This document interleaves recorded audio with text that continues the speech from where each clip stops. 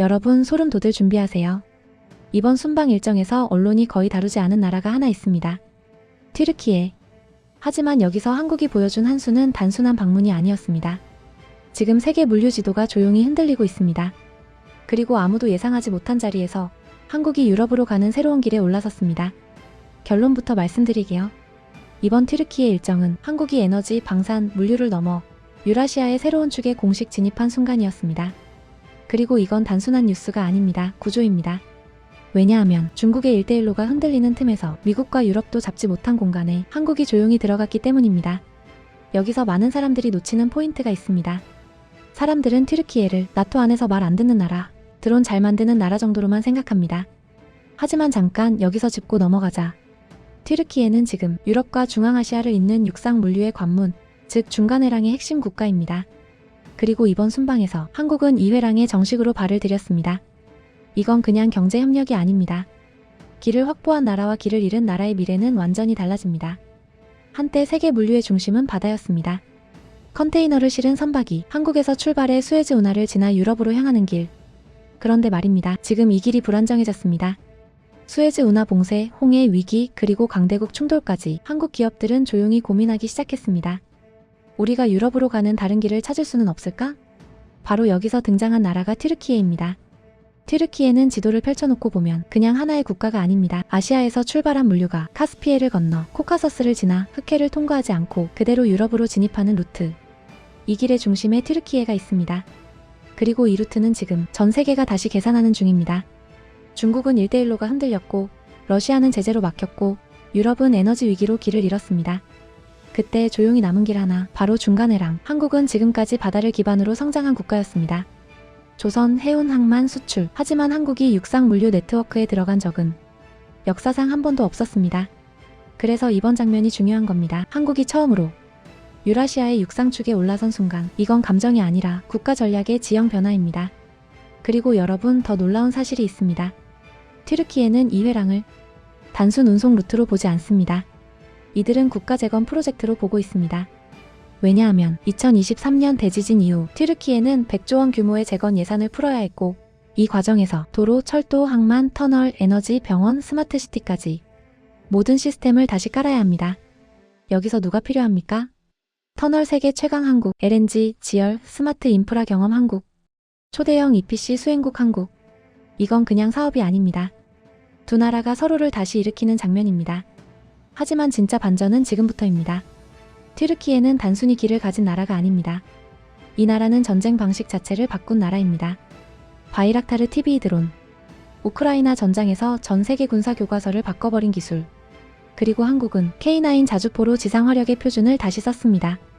이 두 나라가 다시 손을 잡는다는 건 무기를 파는 게 아니라 지상전의 룰을 다시 쓰는 순간입니다. 그런데 말입니다. 여기서 믿기 어려운 대반전이 하나 등장합니다. 튀르키예가 야심차게 만들던 알타이 전차 프로젝트, 세계에 우리는 독자 전차 시대를 열겠다고 선언했던 그 계획이 갑자기 멈춰버립니다. 왜일까요? 독일제 엔진 도입이 제재로 막혔고 탄약 포탑 시스템 통합이 실패했고 일정은 10년 넘게 지연됐습니다. 전 세계는 이렇게 말했습니다. 튀르키예는 결국 실패했다. 하지만 잠깐 여기서 짚고 넘어가자. 실패가 아니라 변곡점이었습니다. 왜냐하면 이 순간 튀르키예가 찾아간 나라가 다시 한국이었기 때문입니다. 튀르키예는 결국 선택합니다. 우리가 독자 개발을 계속하더라도 전투 능력은 한국의 표준을 피할 수 없다. 그래서 등장한 것이 한국의 파워팩 기술, K방산에 검증된 신뢰성, K9 자주포 실전 데이터. 수출이 재개됐다가 아니라 한국 기술의 영향력이 다시 전 세계 전차 개발의 기준으로 올라섰다는 것입니다. 그리고 이게 끝이 아닙니다. 튀르키예는 지금 전차의 시대가 끝나가는 것이 아니라 새로운 조합의 시대가 열린다고 보고 있습니다. 우크라이나 전쟁 이후 지상전의 규칙은 완전히 바뀌었습니다. 이제 전장은 탱크가 혼자 움직이는 곳이 아닙니다. 상공에서 드론이 적 위치를 실시간 탐지하고 지상에서는 자주포가 정밀 타격하며 전차는 돌파와 방어를 맡는 삼각 구조의 전쟁이 등장했습니다. 그리고 여기서 튀르키예와 한국이 각각 가진 무기는 드론 시대의 주도권 튀르키예, 지상 화력의 표준 한국. 이 둘이 만나면 어떻게 될까요?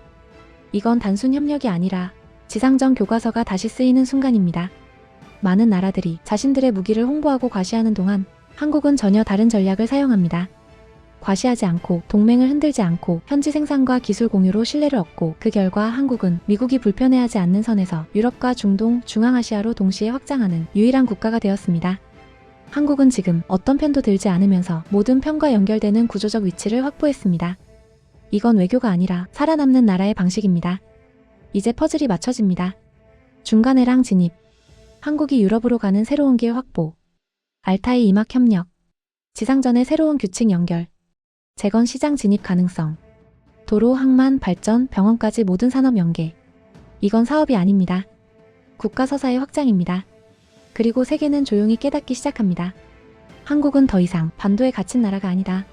한국은 길을 가진 나라와 손을 잡는 순간 자신의 미래를 스스로 설계하기 시작했다. 여러분, 잠깐 여기서 짚고 넘어가자. 왜 하필 지금 이 타이밍에 튀르키예와 한국이 다시 연결되고 있을까요? 배경은 단순하지 않습니다. 미국, 중국 공급망 분리, 러시아 제재로 북방 루트 붕괴, 수에즈홍해 리스크 상시화, 유럽의 에너지 물류 비용 폭등, 즉 지금 세계는 기존의 길이 더 이상 안전하지 않은 시대에 들어섰습니다.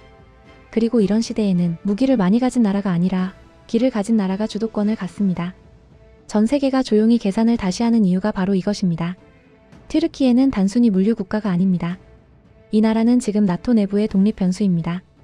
왜냐하면 미국과는 쿠르드 시리아 문제로 충돌했고 러시아와는 에너지 영향권에서 협력하며 유럽과는 난민 인권 문제로 긴장하고 그런데도 어느 블록에서도 완전히 배제되지 않습니다.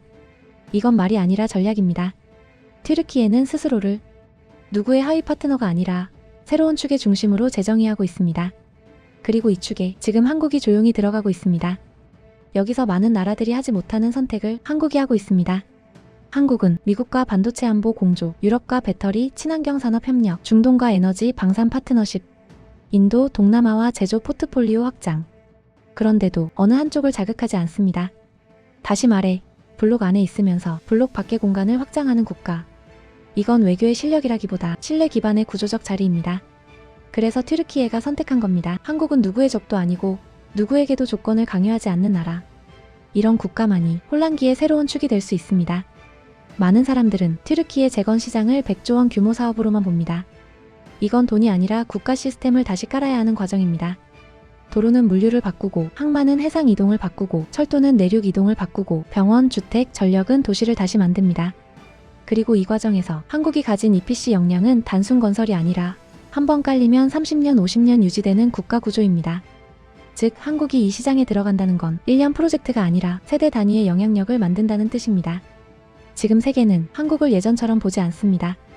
예전의 한국은 기술 좋은 수출국이었다면 지금의 한국은 에너지 구조에 들어가고 방산 생태계에 들어가고 공급망 회랑에 들어가고 도시 재건에 들어가고 즉 국가의 뼈대를 건드리는 나라가 되었습니다.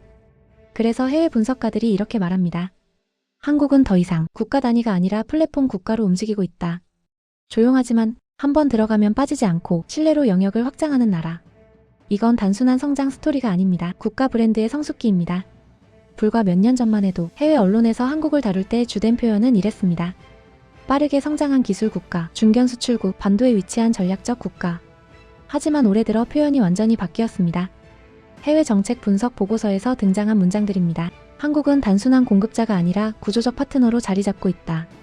한국은 누구를 대체하지 않고 오히려 모든 지역을 안정시키면서 진입하는 국가다.